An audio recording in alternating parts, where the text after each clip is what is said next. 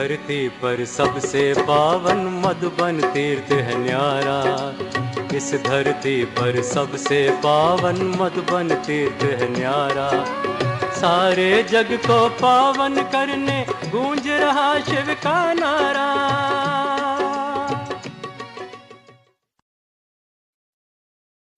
ओम शांति। इस धरती पर सबसे प्यारा कौन सा तीर्थ है? क्यों? इस धरती पर सबसे पावन मधुबन तीर्थ है न्यारा।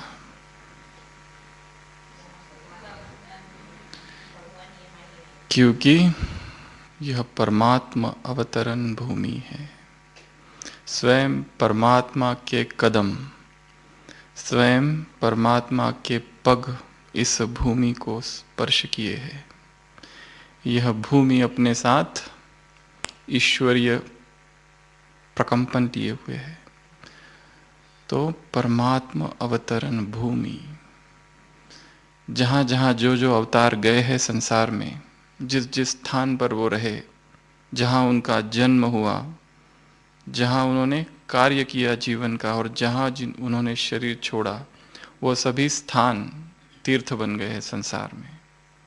सभी तीर्थों में सर्वश्रेष्ठ तीर्थ यह है, क्योंकि स्वयं भगवान यहाँ अवतरित हुए हैं। ये परमात्मा अवतरण भूमि है। प्रभु पिता की पदरामनी इस भूमि पर हुई है। इस बात को कभी भूलना नहीं है। बाबा ने कहा है ब्राह्मणों का परमानेंट एड्रेस कौन सा है? मधुबन। परमानेंट, चाहे कोई भी कहीं पर भी ब्राह्मण हो, सबका एड्रेस कौन सा है? घर, भगवान का घर। कल दादी कह रहे थे ना, भगवान का घर और दाता का दर मधुबन है। ओम शांति भवन में क्लास चल रहा है। दादी कह रहे थे कि सभी आत्माओं को जैसे खींच होती है, जितनी त्याग और जितनी तपस्या ओम शांति भवन बनाने में लगी है, उतनी शायद ही किसी और इमारत में लगी होगी यज्ञ की। तो परमात्मा अवतरण भूमि है यह। और क्यों ये महान तीर्थ है संसार का? यहाँ रहते हुए इस स्थान के महत्व को अपने हृदय में कम नहीं कर देना। नहीं तो जिस स्थान पर व्यक्ति रहता है, उस स्थान का महत्व धीरे धीरे कम होने लगता है। बार बार स्वयं को याद दिलाना, ये स्थान कौन सा है।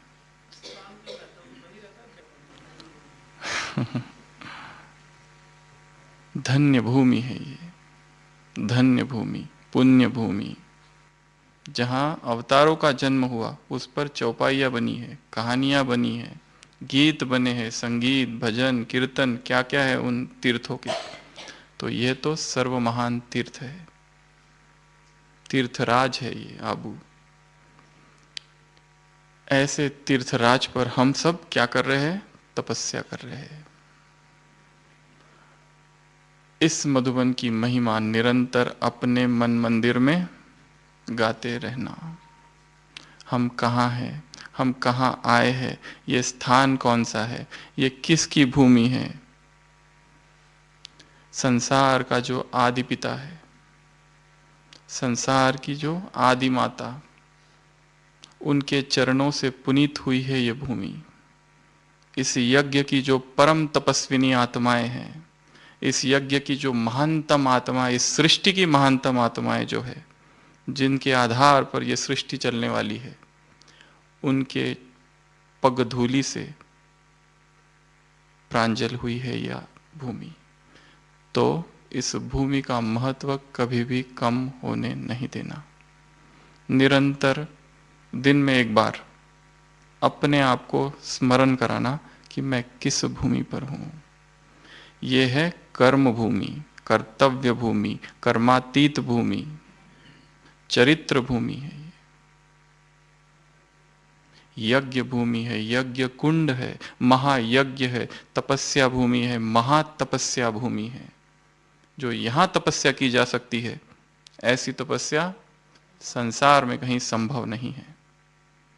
क्योंकि यहाँ पर वाइब्रेशंस, बने बनाए वाइब्रेशंस है, बने बनाए प्रकंपन है यहाँ पर तपस्या के। तो यहाँ पर स्थिति बनाना इतनी मुश्किल बात नहीं है। आते ही अशरीरीपन का अनुभव होता है। यहाँ पर चारों ओर वातावरण अव्यक्त है और उसको अव्यक्त बनाए रखना ये भी हमारा कर्तव्य है।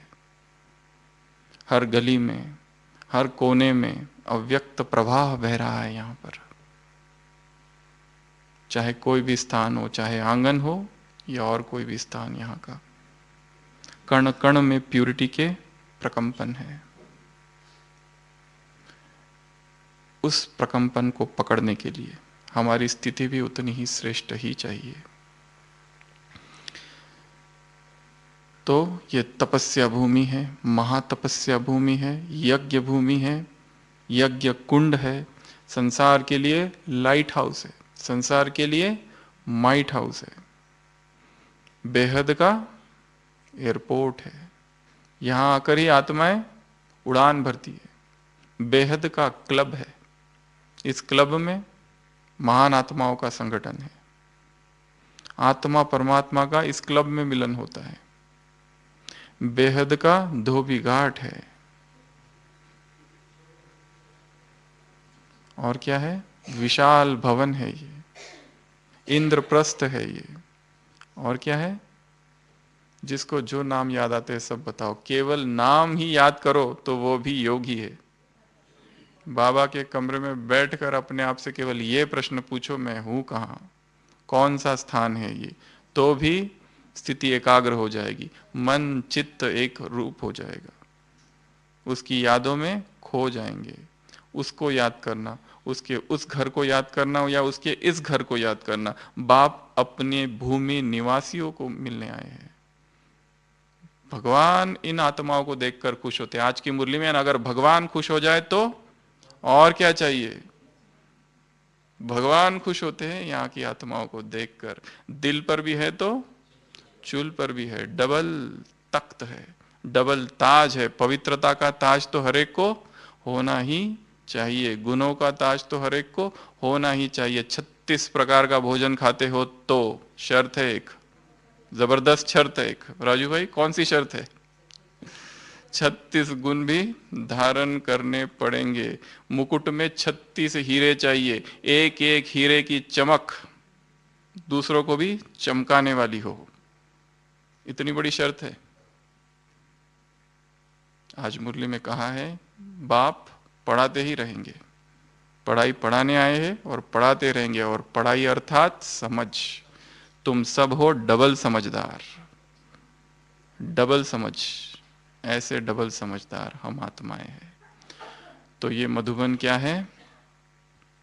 4 धाम, समझदार आत्माओं की भूमि, श्रेष्ठ आत्माओं की भूमि, महान आत्माओं की भूमि, निश्चय बुद्धि आत्माओं की भूमि, श्रेष्ठ आत्माओं की भूमि, ऐसे सत्यवादियों की भूमि जिसकी चाल और चरण में क्या है? दिव्यता समाई हुई है। ऐसी आत्माओं की यह भूमि है। परिवर्तन भूमि, महामिलन भूमि, मंगल भूमि, मनोरंजन भूमि, मधुर भूमि, समर्थ भूमि, सच्चा सच्चा हरिद्वार, हरि का द्वार यहां से खुलता है। सच्चा सच्चा कुंभ मेला, सच्चा सच्चा गौशाला, यही है सच्चा सच्चा दिलवाड़ा, चैतन्य दिल वाला। यही है गॉडलीहुड, क्या स्टूडियो।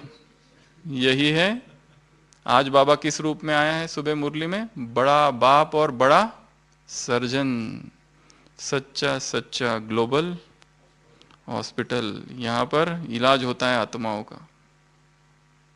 इसके लिए छुपाओ नहीं बीमारी को, जो है वो साफ साफ बता दो तो सर्जन इलाज करेगा। नहीं तो दिल खाती रहेगी, बीमारी बढ़ जाएगी, पद नष्ट हो जाएगा, स्वयं ही स्वयं का नुकसान कर देते हैं। जो है वो बाप को सुना दो। तो ये है ग्लोबल हॉस्पिटल, ये है पीस पार्क, ये है ज्ञान सरोवर, ये है शांति वन, ये है मनमोहिनी कॉम्प्लेक्स पार्क, तपोवन तपोभूमि, ये है कुंज भवन, ये है प्रकाश कुंज, निर्मल कुंज, शांति स्तंभ, प्रकाश स्तंभ, light house, teacher training centre. है कि नहीं? संसार की सारी टीचर्स का ट्रेनिंग किधर होता है? इसी भूमि पर होता है। यह है शांति सरोवर। ज्ञान सरोवर तो है और शांति सरोवर भी है, तो ओम शांति रिट्रीट सेंटर भी यही है। यूनिवर्सल पीस हॉल, आनंद भवन, ज्ञान विज्ञान भवन, विशाल भवन, लकी हाउस। लकीएस्ट आत्माएं जहां एकत्र हो जाए तो वो लकी हाउस ही है ना, सुखधाम है। वहां पर अच्छा अच्छा माल भी खाते हो, योगी भवन भी हो, योगी भवन। और क्या है? स्वदर्शन भवन, स्व का दर्शन तुम यहां करते हो, आते ही स्व का दर्शन होता है यहां पर। ऐसा ये स्वदर्शन भवन भी है। और क्या है ये? हवाई महल, हवाई महल भी है ये। और चारों धाम यहां पर है। शीश महल है, जादू की नगरी है। और शोकेस है संसार के लिए, शोपीस है जिसके हम शोपीस है इस शोकेस के। सच्चा सच्चा स्वर्ग का मॉडल है, स्वर्गाश्रम है, वैकुंठ है, परिस्तान है, पारसपुरी है इस संसार में। इस संसार के लिए रेस्ट हाउस है, इस संसार का टॉप का स्थान है, ऊंचा स्थान, खुशियों की खान है। आनंद की सरिता यहां बहती है। खुशी की बातें और सुख की बातें पूछनी हो तो आज की मुरली से जाओ, जाकर किससे पूछो? मेरे बच्चों से पूछो। और जाओ जाकर उनसे पूछो जो मधुबन निवासी है, जो मधुबन की इस पावन भूमि का श्रृंगार है। ऐसी आत्माओं से जाकर पूछो। तो ये पावन भूमि है, पुनीत भूमि है, पुण्य भूमि है, खुशियों की खान है, आनंद की खान है, खजानों की खान है, शक्तियों की खान है, शांति स्तंभ है। शक्तिशाली बनने की आवश्यकता हो तो भूलना नहीं इस वाक्य को। शक्तिशाली बनने की आवश्यकता हो तो शांति स्तंभ पर पहुंच जाना। बाप समान बनने की तीव्र इच्छा हो तो, दृढ़ संकल्प हो तो बाप के कमरे में आ जाना। व्यर्थ संकल्प तेज चलते हो तो, और हिस्ट्री हॉल में पहुंच के क्या करना? व्यर्थ संकल्प चल रहे तो यज्ञ का इतिहास, यज्ञ के इतिहास को देखो, एक एक चित्र को देखो, एक एक चित्र को दिल में संभालो, तो व्यर्थ ही समाप्त हो जाएगा। समर्थ स्मृतियां है, यादों की बारात आएगी तो व्यर्थ समाप्त हो जाएगा। उदास हो जाओ तो झोपड़ी में पहुंच जाओ, क्या करने के लिए? बाप से रुरियान करने के लिए। आंसू भी बहा दो आंसुओं की टंकी तो हमेशा भरी है। तो ये भूमि मनोरंजन भूमि है, ये भूमि मधुर भूमि है, ये भूमि त्रिलोक है, ब्रह्म भूमि, ब्रह्मा भूमि। ऐसी शक्तिशाली भूमि, ऐसी पावरफुल भूमि, ऐसी बलशाली भूमि, ऐसी फॉरेस्ट ऑफ क्या? मधुबन अर्थात फॉरेस्ट ऑफ हनी, मधु और वन, मधु और बन। मधुरता भी है तो वैराग भी है। राज ऋषियों की भूमि है, तपस्वी भूमि है। वहां दिखाया है जो ऋषि मुनि होते थे, जहां अपने आश्रमों में तपस्या करते थे, अगर कोई जंगली जानवर भी आ जाए तो हिंसक प्राणी भी अहिंसक हो जाता था। शास्त्रों में दिखाया है विश्वामित्र का परिवर्तन कैसे हुआ। वो तो राजा रहता है, जब वशिष्ठ के आश्रम में जाता है और देखता है कि हिंसक प्राणी एक दूसरे के साथ, गाय और शेर एक साथ, ऐसी अद्भुत घटनाएं वहां देखता है, तो उसके मन में भी संकल्प होता है कि क्या मैं करूं और ऐसा प्रभाव में मुझ में भी आ जाए। तो इसकी कथाएं तो शास्त्रों में भी, जहां भी जो तपस्या करता है, तपस्या जिस स्थान पर की जाती है, उस स्थान के वायुमंडल, उस स्थान का वातावरण ही परिवर्तन हो जाता है, श्रेष्ठ हो जाता है। तो यहां तो हर समय तपस्या चालू है। ऐसा कौन सा समय है बताओ जहां पर मधुबन में तपस्या कोई नहीं कर रहा है? शायद ही 24 घंटे में ऐसा कोई समय है जो बाबा को याद नहीं कर रहा। ऐसा शायद ही कोई समय है कि जो बाप से रूह रियान नहीं कर रहा है। ऐसा शायद ही कोई समय है जो 5 स्वरूपों का अभ्यास नहीं कर रहा, 3 स्वरूपों का अभ्यास नहीं कर रहा, अशरीरीपन का अभ्यास नहीं कर रहा, आत्मिक दृष्टि का अभ्यास नहीं कर रहा। शायद ही ऐसा कोई समय है। या फिर देह से परे ज्ञान के विचार सागर मंथन में डूबा ना हो, ऐसा कोई समय नहीं। या फिर उसकी सेवा में ऐसे मगन है कि सुध बुध सब बिसरी। ऐसे श्रेष्ठ स्थान पर रहने का भाग्य हमें प्राप्त हुआ है। और भाग्य का वर्णन कौन कर रहा है? स्वयं भगवान, स्वयं भाग्य विधाता भाग्य का वर्णन कर रहा है। तुम किसी से मिलने नहीं जाते। बाबा ने क्या कहा? सब तुमसे मिलने यहां आते हैं। मिलन महफिल यहां निरंतर चलती रहती है, लगी पड़ी है। ताजा ताजा माल, मिलन महफिल, संसार के सारे समाचार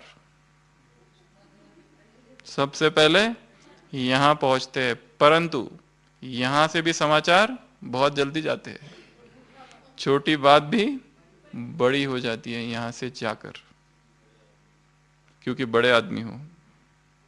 महान भूमि पर रहने वालों की स्थिति भी महान चाहिए, ऊंची पहाड़ी पर रहने वालों की स्थिति भी ऊंची चाहिए। जब ऊंची ही स्थिति चाहिए तो नीचे क्यों आ जाते हो? नीचे आने की आवश्यकता क्या है? कोई व्यक्ति, कोई वस्तु, कोई वातावरण, कोई चीज नीचे न लाए। कौन सी चीज नीचे लाती है? चेकिंग करो।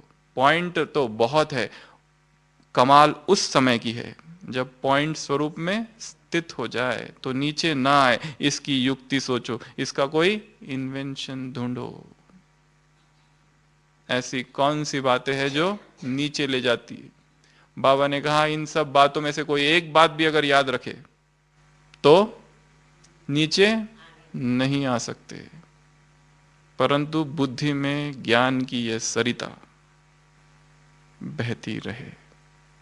यहां रहते हुए यहां के महत्व को हृदय में कम ना होने देना, मुरली के महत्व को कम ना होने देना और स्थान के महत्व को कभी कम ना होने देना। क्योंकि हम जो समझते हैं स्थान का जितना महत्व है उससे कई गुना अधिक है। शायद इतिहास में इस आबू पर्वत पर, ये आबू पर्वत कभी तीर्थ ना रहा हो, ऐसा हो नहीं सकता। शायद इतिहास में भी उसका वर्णन नहीं हो। परंतु व्यक्तिगत रूप से मैं ऐसे सोचता हूं कि इस स्थान पर शायद ही संसार की कोई महान आत्मा होगी जो यहां नहीं आई होगी। किसी ना किसी समय, किसी ना किसी वक्त कोई, हर एक धर्म स्थापक, हर एक तीर्थंकर, अवतार, इनकारनेशन या तपस्वी यहां पर शायद किसी ना किसी समय आकर गए ही है। यहां तक कि जो वहां चोटी है जहां पर विवेकानंद की एक गुफा बनी हुई है, उनको जो विदेश जाने की प्रेरणा है, जो खत्री के जो महाराजा का जो उनको संदेश इसी भूमि पर आया, वो पहली आत्मा थी जो यहां से विदेश गई है और भारत का संदेश लेके आध्यात्मिक गुरु बनकर। तो ये तो अध्यात्म की गुरु है। अगर संसार प्रश्न है तो मधुबन उसका उत्तर है। हल, हर प्रश्न का हल यहां मिल जाता। गीत में सुना ना अभी, हल हर प्रश्न का यहाँ है। अगर हमारे चित्त की धारा, हमारी स्थिति ऐसी अव्यक्त हो जाए, जो अव्यक्त प्रवाह यहाँ बह रहा है उससे ट्यून हो जाए, अट्यून हो जाए, तो हम वही सारी चीजें कैच कर सकेंगे। ऐसी शायद ही कोई गली है और शायद ही कोई कोना है जहां पर वह वाइब्रेशंस नहीं है। तो जो यहां आते हैं उनका कितना महान पार्ट है, क्या कहा बाबा ने, जो यहां आते हैं उनका कितना महान पार्ट है। तो जो यहां रहते हैं उनका कितना महान होना चाहिए। जो यहां आते हैं वो स्वयं को भाग्यशाली समझते हैं, तो यहाँ जो रहते हैं वो कितने भाग्यशाली है। जो यहाँ आते हैं स्वयं को भाग्यशाली समझते हैं, वो कितने अनुभव अपने अंदर करते हैं। तो जो यहाँ रहने वाले हैं उनको कैसे अनुभव होने चाहिए। वो तो अनुभव की जैसे खान बन जाए, जो रहते ही तपस्या भूमि में है, जहां तपस्या बह रही है। तपस्या की नदियां तो यहाँ निरंतर बह रही है।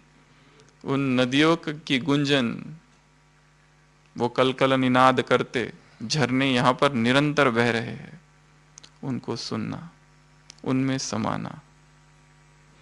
तो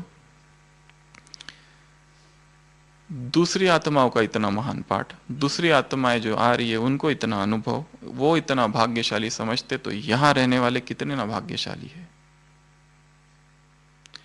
ऊंचा स्थान है, ऊंची पहाड़ी पर है तो स्थिति भी ऊंची चाहिए। श्रेष्ठ स्थान है तो स्थिति भी श्रेष्ठ चाहिए। बाबा ने कहा चेकिंग करो। अथकपन का सर्टिफिकेट तो दे दिया, अथकपन की खुशबू तो बहुत है, परंतु साथ साथ क्या चाहिए, एक रस। सारे रस एक में, सारा आनंद एक में, सारा संसार एक में, सारे संबंध एक से एक के ही प्रति समर्पण भाव, सब कुछ एक के लिए, एक में समाये हुए। ऐसी हमारी अंदरूनी आंतरिक स्थिति हमें बनानी है। आज मुरली में भी कहा ना, निर्मोही बन जाओ, व्यक्ति से भी कोई लगाव ना हो, आसक्ति ना हो। ऐसी जो स्थिति है वैराग वाली, वो बाप को पसंद है। न्यारा पुरुषार्थ किसका है, न्यारा बनने का, प्यारा बनने का पुरुषार्थ नहीं है, वो स्वतः ही बन जाएंगे। तो और क्या महिमा गाई बाबा ने कल की मुरली में, मधुबन की कुछ तो हमने गिनाई, और बताइए। मधुबन डबल लकीर, मधुबन निवासी अर्थात डबल लकीर। कौन सी डबल लकीर, एक तो मधुबन ही लकीर है, मधुबन ही किला है, ब्राह्मणों की हट्टी है, ब्राह्मणों का किला है, अंतिम निवास स्थान, सुरक्षा कवच है। यहाँ पर, यहाँ माया वार नहीं कर सकती। संगठन है, संगठन है, समूह है श्रेष्ठ आत्माओं का। तो इस किले के अंदर विकर्म नहीं हो सकते, इतना इस स्थान का महत्व है। तो डबल लकीर, डबल समझदार, डबल समझदार अर्थात करने से पहले सोचने वाले। जो संकल्प आ रहा है, जैसे वो राजा रजवाड़े कुछ भी स्वीकार करने से पहले चेकिंग करते हैं, तो तुम्हें भी कुछ भी स्वीकार करने से पहले चेकिंग करनी है, मिलाना है पहले, फिर स्वीकार करना है। कौन कौन सी चीजें, संकल्प। ये जो संकल्प है ये बाप समान है, ये जो बोल है ये बाप समान है, ये जो कर्म है ये बाप समान है, ये जो संबंध संपर्क है बाप समान है। ये जो संबंध बना रखा है किसी आत्मा से, क्या बाप के ऐसे संबंध है? क्या इन संबंधों में कहीं विकारों की बदबू तो नहीं है, दैहिक भान तो नहीं है? क्या ये वही दिव्य संबंध है जैसे बाप चाहता है? इनमें लौकिकता की बदबू तो नहीं है? संबंधों को भी पवित्र बनाना, पवित्रीकरण, उदात्तीकरण, spiritualization of all the relationships, ये भी कार्य हमें करना है। तुमने प्रतिज्ञा क्या की थी? बाबा ने प्रतिज्ञा की याद दिलाई है यहाँ पर। जो सोचने को दिया है वही सोचेंगे, जो सुनाने को दिया वही सुनाएंगे, जो सुनाया वही सुनाएंगे। तो ये प्रतिज्ञा है, तो भूल नहीं जाना इस प्रतिज्ञा को। एक रस, सारे रस एक में समाहित हो। बाबा ने कहा एक बाप दूसरा न मैं, इस स्थिति में दिन रात भी चले जाए, दिन रात भी चले जाए तो ऐसा ही संकल्प रहेगा कि दिन रात चले जाए। मौजों के दिन मिलन किए रातें, बीते कभी ना थम जाए हरदम। गर आज हमारा बस जो चले तो हम रोक लेंगे दिन ये सुहाने। तुम हो हमारे, हम हैं तुम्हारे। कितना सुंदर गीत है। गर आज हमारा बस जो चले तो हम रोक देंगे दिन ये सुहाने। तो दिन रात बीत जाए इस मिलन में, महान मिलन, श्रेष्ठ मिलन, अमूल्य मिलन, सुखदाई मिलन, मधुर मुलाकात, गोल्डन चांस, अचानक की लॉटरी, ऐसा ये अद्भुत वंडरफुल मिलन, कल्प में एक बार होने वाला मिलन, फिर नहीं होगा। लिफ्ट की गिफ्ट बाबा यहां सुना रहे। बाबा ने कहा इसके लिए अभ्यास ही मशीनरी है। इसको अपना निजी स्वभाव संस्कार बना लो। किसका? किसको? चेकिंग का, कि जो संकल्प आ रहा है वो जैसे भोजन है, वो संकल्प कैसा है, उस संकल्प की चेकिंग। संकल्प ही बीज है। उस बोल की चेकिंग, उस कर्म की चेकिंग, भूल ना हो, यह ध्यान रखना है। आज की मुरली में है ना। और भूल हो भी जाती है तो क्या करो? बाप को सच सच सुना दो, साफ साफ बता दो, माफ हो जाएगा। हल्के हो जाएंगे। माफ, कृपा, दया, आशीर्वाद, ड्रामा में ये सारे शब्द नहीं है। हल्के जरूर हो जाओगे, फिर वो गलती नहीं करोगे। प्रायश्चित और पश्चाताप, ये दो शब्द है हिंदी में। पश्चाताप करना, प्रायश्चित उससे भी बड़ा शब्द है। फिर कभी वो गलती ना हो। अगर ये जान लिया ये गलती थी, श्रीमत की अवज्ञा थी, तो ये एक कार्य कहा है। तो क्या कहा बाबा ने? ये एक होमवर्क है मुरली का, संकल्पों की चेकिंग और फिर स्वीकार। दूसरा एक होमवर्क है मधुबन निवासी होने का नशा। बाबा ने एक जगह पूछा है पर्सनल मुलाकात में, नशा सदा रहता है, कम ज्यादा तो नहीं होता है? जैसे बाप आपकी श्रेष्ठता को जानते वैसे तुम स्वयं अपनी श्रेष्ठता को जानते हो? संगठन है तो बातें तो आएंगी।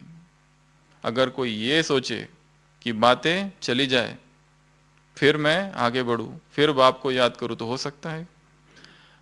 बाप को याद करना ही किस लिए है? ताकि बातें समाप्त हो जाए। कोई रास्ते पर चलने वाला अगर सोचे कि रास्ता आगे बढ़े तो मैं आगे बढ़ूं, तो क्या होगा? ऐसा नहीं हो सकता है।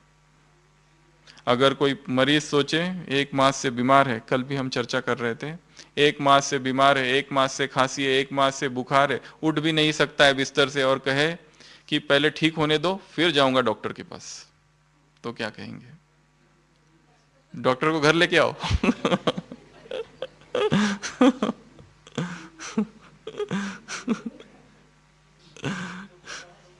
एक बार एक डॉक्टर रहता है, इतना परेशान हो जाता है, जहां पर भी वो जाता है, लोग जिस भी पार्टी में जाता है, जिस भी फंक्शन में जाता है, तो लोग फटाफट आ जाते हैं, मेरे को ये तकलीफ है, उसको ये तकलीफ है, उसको ये तकलीफ है। इतना परेशान होता है, अब क्या किया जाए? जहां पर भी जाऊंगा ये तो सारा फ्री में इलाज करा लेते हैं मेरे से।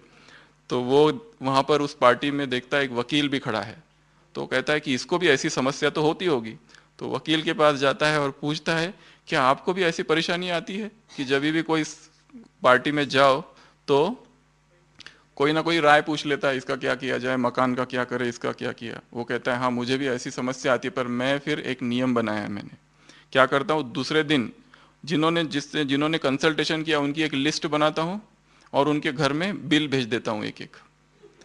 तो फिर ये डॉक्टर सोचता है बहुत अच्छी युक्ति है, तो वो भी जितने कंसल्टेशन, जितने पेशेंट्स को उस पार्टी में मिलता है, दूसरे दिन लिस्ट बनाता है। लिस्ट बना ही रहा रहता है तो वहां से कोर्ट से पियून आ जाता है। वो कहता है क्या है? बोलते डॉक्टर वकील साहब ने बिल भेजा है।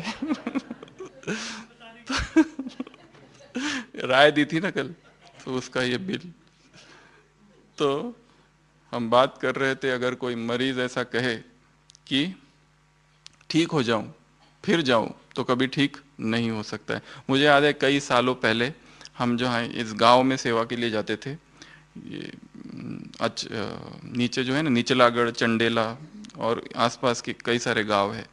तो वहाँ पर हमने देखा है, एक बार एक मरीज दूर बैठा रहता था। हम गाड़ी से जाते थे, वो चलता फिरता दवाखाना था, तो हमेशा दूर बैठा रहता था और कभी पास नहीं आता था और ऐसे छुपा के रहता था अपने चेहरे को, ये नीचे का पूरा भाग। तो हमको एक बार बड़ा आश्चर्य हुआ कि क्या है ये, क्यों छिपा के रखता है। तो हमने उसके पास गया, बोला क्या तकलीफ है? बोले कुछ तकलीफ नहीं है, सब ठीक है। बोले ये छुपाया क्या है? वो बोले कुछ नहीं, बस ऐसे ही। देखा तो उसको इतनी बड़ी गांठ थी यहाँ पर और उसमें से पूरा पस टपक रहा था। फिर हमने जबरदस्ती उसको पकड़ के ऊपर लेके आए। फिर यहाँ पर डॉक्टर अशोक मेहता आए थे, उन्होंने उसका ऑपरेशन किया था, वो फिर ठीक हुआ था। पूरी गांठ निकाली थी इतनी बड़ी, पूरा नीचे छाती से नीचे तक लटक रही थी और उसमें पस हो गया था, कैंसर की थी गांठ। फिर हम उसको पहुंचा के आए थे, उसका स्वागत सत्कार भी हुआ था तब गाड़ी में ही, गांव वाले हार पहनाया था। तो रास्ता आगे नहीं बढ़ेगा, हमें आगे बढ़ना पड़ेगा। रास्ता तो पीछे रह जाएगा, साइड सीन पीछे रह जाएंगे, हमें आगे बढ़ना है। बातें तभी खत्म होगी, बातों के चिंतन से बातें खत्म नहीं होगी, क्योंकि बातें है तो बाप नहीं है। द्वापर में भी जब रामायण भागवत थे, वो सब क्या है? बातें। तो जब बातें थी तो बाप नहीं था। अब भी अगर बातें है, जब बाप आया हुआ है, तो भी बाप वहां पर नहीं है। तो लिस्ट बनाओ उसकी भी, कौन सी बातें है। बाबा ने पूछा है ना उसी मुरली में, कौन बीच में आता है? व्यक्ति वैभव, व्यक्ति आएगा वैभव जाएगा, वैभव आएगा व्यक्ति जाएगा। व्यक्ति, वैभव, विघ्न, व्यर्थ संकल्प, कौन आता है बीच में? व्यर्थ संकल्प भी है तो वहां दो हो गए। प्रेम गली अति सरकरी, जामे दो ना समाए। दो नहीं हो सकते इस गली में, बहुत ही तंग गली है ये, चुस्त गली है, एक ही हो सकता है इसमें। तो बाप और मैं, तीसरा ना कोई। इस बीच में जो बातें आती है उनको हटाओ, उन बातों के पीछे योग को बढ़ाओ तो बातें स्वतः ही समाप्त हो जाएगी। परंतु फिर भी बाबा ने कहा माया तो आएगी। कहां से आएगी? छत से, यहां से, वहां से, खिड़की से, दरवाजे से, कोने से, बहुरूप से आएगी। और जैसे जैसे योगी बनेंगे और ज्यादा आएगी। जैसे जैसे हम योगी पावरफुल बनते जाते हैं, माया भी पावरफुल बनती जाती है। महावीर के साथ महावीर, पहलवान के साथ पहलवान, ताकतवर के साथ ताकतवर, हिम्मतवान के साथ हिम्मतवान, योगी के साथ योगी दबंग के साथ दबंग। ऐसे माया के रूप है। माया भी कोई हिम्मत हारने वाली नहीं है, बहुत शक्तिशाली है। पिछले संडे की मुरली में था ना, मित्रता निभाई है, उससे मित्रता निभाने का इरादा है, पर वो भी तुम उसको एक दिन धन्यवाद करोगे, वो भी तुम्हारी दास बन जाएगी। 5 तत्व जल्दी जल्दी और अच्छे अच्छे महल तैयार करेंगे। 5 विकार 5 दिव्य गुणों में रूपांतरित हो जाएंगे। तो 10 का जोर, 10 नाखून। तो ये इस मुरली का बातों के लिए दूसरा एक होमवर्क है कि बातों को समाप्त करो, बातों को हटा दो। और टाइम वेस्ट करने की भी बात कही है बाबा ने। किस में टाइम जाता है? तन, मन, व्यक्ति, वायुमंडल, इसमें तो समय नहीं जाता है। बीमारी तन में आ गया वो, तो ना ही हमारा समय व्यर्थ जाए, बातें ना बीच में आए। और अगर नीचे आ जाते हो तो कोई युक्ति सोचो, कोई इन्वेंशन सोचो। ऐसा कौन सा संस्कार है जो बार बार नीचे गिराता है? ऐसा कौन कौन सी आदत है, बात है, बुद्धि कौन से सब्जेक्ट में बिजी है कि जो हमको नीचे गिराती है? उसके ऊपर चिंतन करो और उसको वहीं के वहीं समाप्त करो। युक्ति सोचो, ढूंढो, किसी से पूछो, मुरलियों में ढूंढो, अव्यक्त वाणियों में ढूंढो, योग में टचिंग होगी। अगर सच्चाई है हृदय में तो उत्तर आएगा, कहीं ना कहीं से आएगा, किसी ना किसी के द्वारा आएगा, किसी ना किसी के बोल के द्वारा आएगा, किसी ना किसी क्लास में उत्तर मिलेगा, किसी ना किसी मुरली में उत्तर आएगा। ढूंढना है। Knock and it shall open, seek and E shell find. ढूंढो तो मिलेगा, खटखटाओ तो दरवाजा खुलेगा, तब तक नहीं खुलेगा। तो ये एक मुरली का होमवर्क था। फिर एक दूसरा होमवर्क था फॉलो फादर का। फॉलो अर्थात अनुकरण, अनुसरण, अनुगमन, ऐसे 3 अर्थ हिंदी भाषा में दिए जाते हैं। तो फॉलो करना, नक्शे कदम पर चलना, नकल करना, अनुकरण करना, अनुसरण करना, उसी मार्ग पर चलना जिस मार्ग पर वो चला है। किन किन बातों पर? हर बात में, हर सब्जेक्ट में, ज्ञान में, योग में, धारणा में और सेवा में। चारों ही सब्जेक्ट को चेक करो कि इनमें कितना फॉलो फादर है। जितना फॉलो फादर रहेंगे वही आधार है क्या बनने का? महाराजा, महारानी, तख्त नशीन।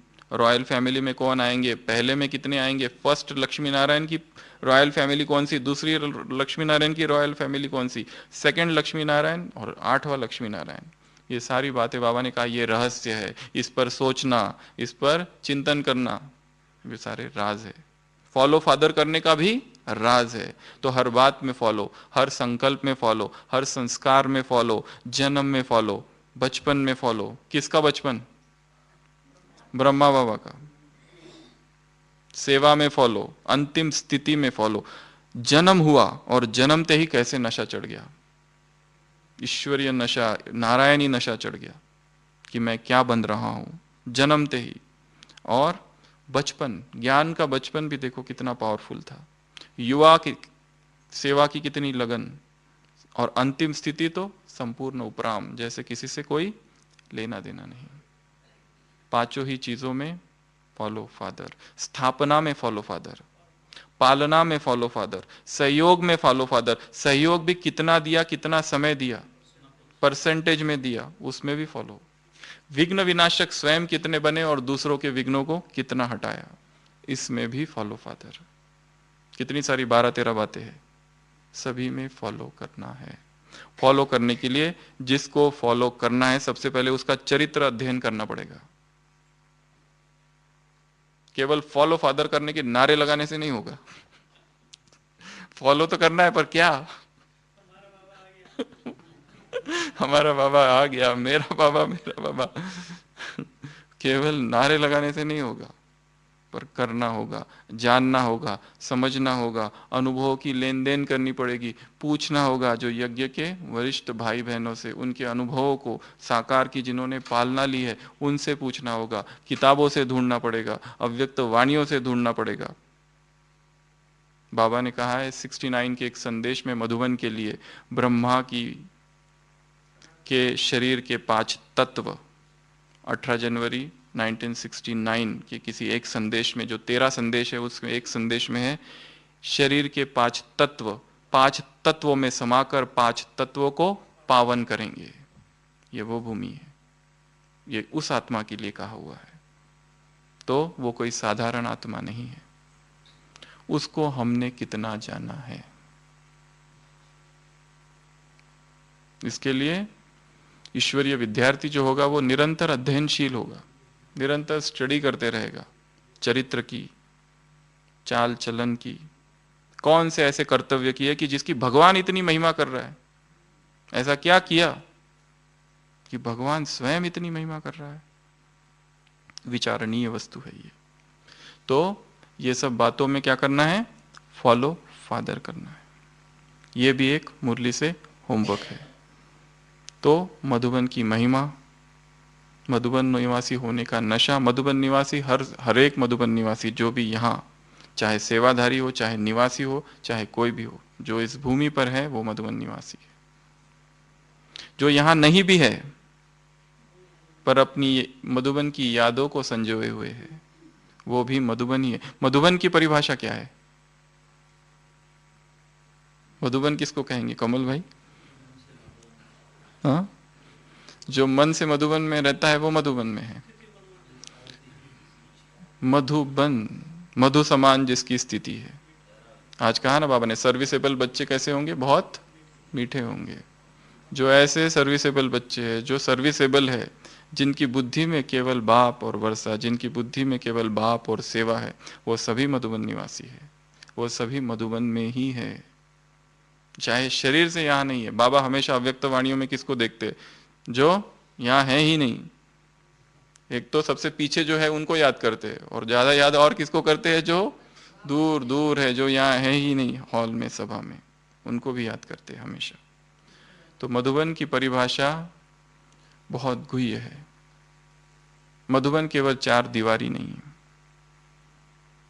मधुबन तो अव्यक्त वो वायुमंडल है। जो मन से यहाँ मधुबन में है वो मधुबन निवासी है। जिसके मन में मधुबन है वही सच्चा मधुबन है। कोई यहाँ रहकर भी मधुबन में नहीं हो, ऐसा भी हो सकता है। यहाँ है परंतु बुद्धि बाहर, यहाँ है पर यही की चोरी करते हैं। तौबा तौबा, क्या कहा आज बाबा ने? बुद्धि में किसी की शल ऐसी बुद्धि ना हो, महापापी आत्म अधम अधम गति को प्राप्त होते हैं। यहाँ रहकर यहाँ की ही जो चोरी कर ले उसको मधुबन निवासी नहीं कहेंगे। सूक्ष्म चोरी तो बहुत ही सूक्ष्म चीज है। सबसे सूक्ष्म चोरी है कौन सी? इस देह को अपना समझना। ये सबसे चोरी की सर्वोत्तम सूक्ष्म परिभाषा ये यहाँ आती है। बाकी तो स्थूल चोरियां तो वो है संसार की, वो तो छोड़ो, परंतु ये चोरी सबसे सूक्ष्म है। अगर हम अपने ही शरीर को देखें, अगर माताएं अपने बचपन से लेके अब तक के शरीर सारे रख दिए जाए तो कहेंगे ये मैं हुई नहीं, इतने सारे शरीर अलग अलग है। बचपन का शरीर, थोड़ा बड़े हुए तब का शरीर, फिर थोड़ा और बड़ा हुआ शरीर, फिर माँ के स्वरूप का शरीर, और अब का शरीर। शरीर भी बदल गया, परंतु हमेशा हमने क्या कहा है? यही मेरा शरीर है। यहां तक भी नहीं मैं ही शरीर हूं, यहां तक भी था। आज बाबा ने कहा ना, सोने की परिभाषा दी है। सोना अर्थात देहभान, जगना अर्थात आत्म अभिमान, ये परिभाषा दी है। पाश्चात्य जगत का एक बहुत बड़ा अभिनेता था, फिल्म एक्टर, जिसने अपनी जीवन कहानी लिखी। अमेरिका का एक एक्टर, उसने अपनी जीवन कहानी लिखी। उसमें एक बहुत ही अद्भुत सी घटना उसने लिखी। उसने लिखा कि मैंने अपने जीवन में इतने पार्ट प्ले किए हैं। कभी शेक्सपियर के ड्रामा का कोई एक्टर बना, कभी मिल्टन के ड्रामा का बना, कभी किसी का बना, कभी किसी का बना, कि अब मैं ये सोच रहा हूं कि मैं इनमें से कौन हूं। It was so easy to step in to that character, but it is so difficult to come out of it. मैं इसमें से हूं कौन? इतने सारे मैंने पार्ट बजाए, और जब मैं ये पार्ट बजाता था, जब ये किरदार अदा करता था, मुझे लगता था मैं यही हूं। कभी पुलिस इंस्पेक्टर बना, कभी डाकू बना, कभी कुछ बना, कभी कुछ बना। इतने अलग अलग पार्ट प्ले किए, और हमेशा मैंने यही सोचा कि मैं ये हूं। पर अब मैं सोचता हूं कि मैं कहां खो गया इनमें से। अब अपने ही जीवन को बचपन से अब तक अगर देखो तो हम भी कितने पार्ट प्ले कर रहे हैं। बचपन को छोड़ो, आज के इसी दिन को देखो, सुबह से लेकर रात तक जो कुछ प्ले किया वो क्या मैं था? क्या खंडित व्यक्तित्व है, दिखाने वाला कुछ, अंदर कुछ? मुखोटे पहने तो नहीं है, परसोना कुछ और, मुखोटा कुछ और पहना है, मास्क पहन के तो नहीं घूम रहे। ऊपर से हम दिखा रहे हम योगी हैं और हम तपस्वी है, और अंदर क्या क्या बनाया आज? माल पानी उसकी थाली में खीर कहां से आई? हम कहते हैं हमने सारा संसार के सब छोड़ दिया है, पर यहां आकर आसक्तियां उत्पन्न हो रही है, उसको क्या कहेंगे? कहीं हम ऐसे खो तो नहीं गए हैं?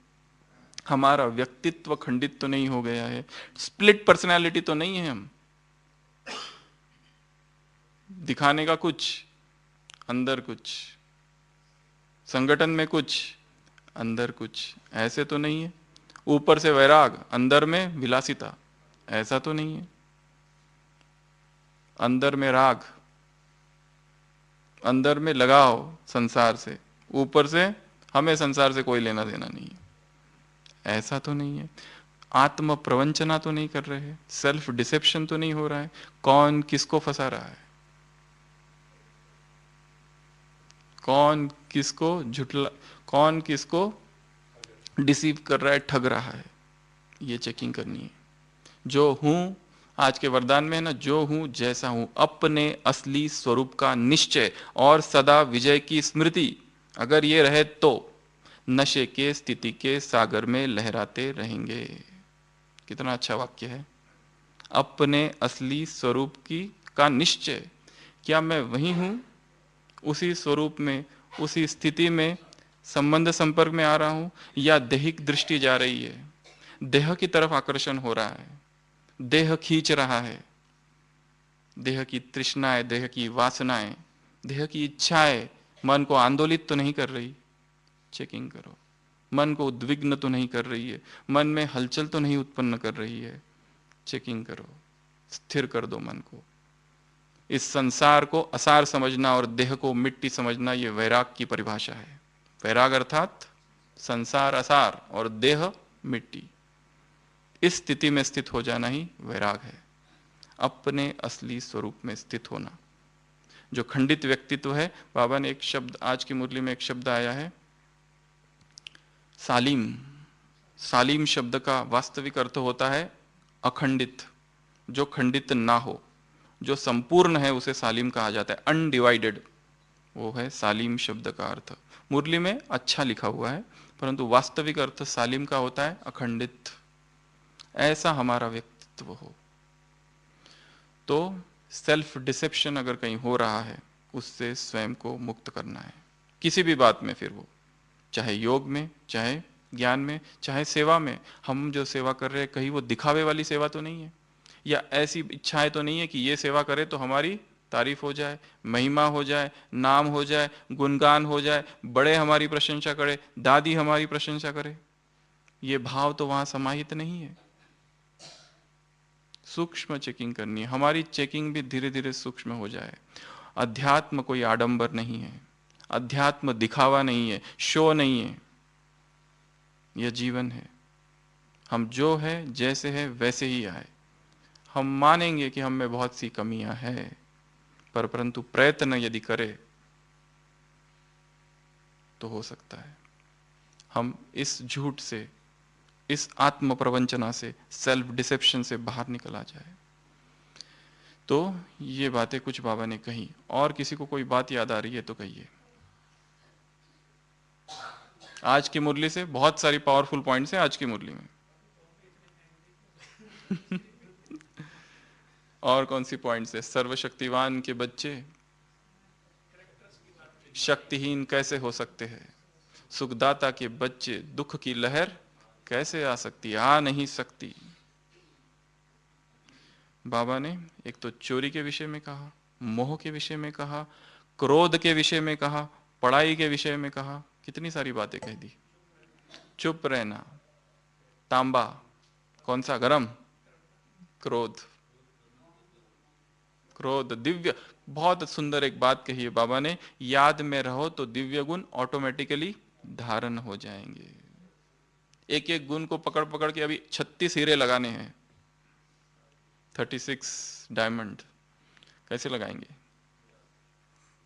तो याद में रहो तो निकल निकल के हमारे ताज में लग जाएंगे सारे के सारे। तो डायमंड। और क्या कहा आज माताओं की तरफ से? राजाई तिलक। कौन सा तिलक नहीं लगाना है? ना फरमान बरदार, बेवफादार। बड़ा ही पावरफुल शब्द है। कौन सा तिलक नहीं लगा देना है? बेवफादार, ना फरमान बरदारी का तिलक, राजाई का तिलक लगाना है ना। तो अवज्ञाएं नहीं होनी चाहिए, भूल नहीं होनी चाहिए, इस पर ध्यान दो। चार्ट रखो। कौन सा चार्ट रखो? याद का, दिव्य गुणों का। ये चार्ट तो बाबा ने अव्यक्त वाणी जो अभी चली थी उसमें भी कहा था कि चार्ट को बढ़ाते जाओ, याद का चार्ट बढ़ते जाए। ये एक बात कही। और कैरेक्टर्स, और बाप समान प्यार का सागर बनना है, स्नेह का सागर। उसके पास जैसे स्नेह के अतिरिक्त तो कुछ है ही नहीं। सोचो अगर बाप के सामने जाकर कोई क्रोध करे, अव्यक्त बाप दादा के सामने, तो क्या रिएक्शन होगी? क्या कहेगा? उसके पास देने के लिए स्नेह के अतिरिक्त तो कुछ है ही नहीं। क्या देगा वो उसे? चाहे कोई भी आ जाए, चाहे स्नेह से आ जाए, चाहे क्रोध से आ जाए, वो उसको ज्ञान ही नहीं, इतना सागर है वो कि उसमें अपनी लहरों में समा देगा सबको। ऐसा सागर बन जाना बहुत बड़ी तपस्या है, बहुत बड़ी साधना है। तो ये एक पॉइंट कही। और क्या कहा आज? छिपाना नहीं है सर्जन से, सब कुछ उसको में आ जाएंगे। तो जो भी है, जैसे भी है, जो हूं जैसा हूं आपका हूं। अमृत वेले बाबा को याद करते समय ये वाक्य रोज बोल देना है कि जो हूं जैसा हूं, चाहे कितने ही अवगुण है, परंतु हूं तुम्हारा, तुमने ही चुना है, तुम्हारा ही स्वीकार किया हुआ अमूल्य रतन हूं। अब झेलो। घे जो मारा गुनरो सागर, अवगुण मां बिसराजो जी, मारी प्रीत निभाजो जी। मीरा अपने एक पद में कहती है, घे जो मारा, मेरे सारे अवगुण ले लो, अवगुण मां बिसराजो जी। गुण ले लो और अवगुण सारे बिसार लो, मारी प्रीत निभाजो जी। ऐसी प्रेम में मगन है, इतने अधिकार से उसको कह रही है कि तुम ये कर दो अब मेरे लिए, तो वो कर देगा। और कोई पॉइंट पावरफुल?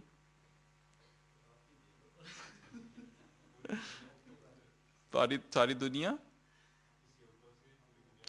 इस योग बल से सारी दुनिया पावन हो जाएगी। ये योग बल ऐसा बेड़ा है कि जिससे सारा बेड़ा पार हो जाएगा। तुम शिवपुरी में पहुंच जाएंगे। सुबह सुबह बाबा से उठ के बात करो। क्या बाबा से बात करो? ओहो, क्या करो? बड़े ही प्यार से बाबा से बात करो। क्या से क्या बन गए आप, हमें शिवालय ले जा रहे हो। आपकी तो कमाल है, बहुत ही ज्यादा कमाल है। मनुष्य से देवता बना, ये मनुष्य से देवता बनाने का कारखाना है। ये भी मधुबन का एक नाम है, फैक्ट्री है। मनुष्य डालो, उधर से कुंती माता देवता बन के निकलते हैं। ऐसी पावरफुल फैक्ट्री है ये। फिर चाहे कोई भी हो, कैसा भी हो, कितना ही काला हो, ना काला देखा, ना गोरा देखा, ना श्याम देखा, ना सुंदर देखा, मेरा है यह देखा, हर एक के मस्तक पर ज्योति बिंदु देखा। कैसा भी हो वो, किसी भी जाति का, पाति का, अनपढ़ है या पढ़ा लिखा है, कुछ नहीं देखा। बाप ने क्या देखा? मेरा है यह देखा। सवेरे सवेरे देखा। तो बाप से रूरियान करना। और भी कोई पॉइंट है? बाप और शिक्षक को प्रत्यक्ष करोगे वरदान में, अगर ये बातें कर दो तो बाप और शिक्षक प्रत्यक्ष हो जाएगा। सूरत से प्रत्यक्ष करना है, चलन से, सूरत से, सीरत से। ये भी एक अच्छा पॉइंट है। और तीनों ही नाराज हो जाएंगे अवज्ञा की तो, बाप, टीचर और सदगुरु। और बाप एक बार नाराज हो गया तो कैसे मनाओगे उसको?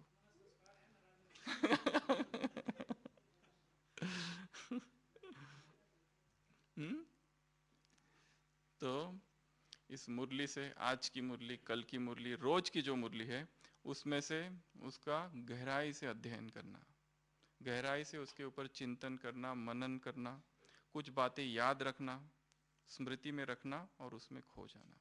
तो अभी एक संकल्प लेंगे, एक बाप दूसरा ना कोई। एक बाप है और दूसरा मैं हूं, बस, और तीसरा कोई नहीं है। इसी में बाबा कहते हैं दिन रात खो जाओ, संकल्प हो। इसी संकल्प के साथ स्थिर कर दो अपने चित्त को। ओम शांति।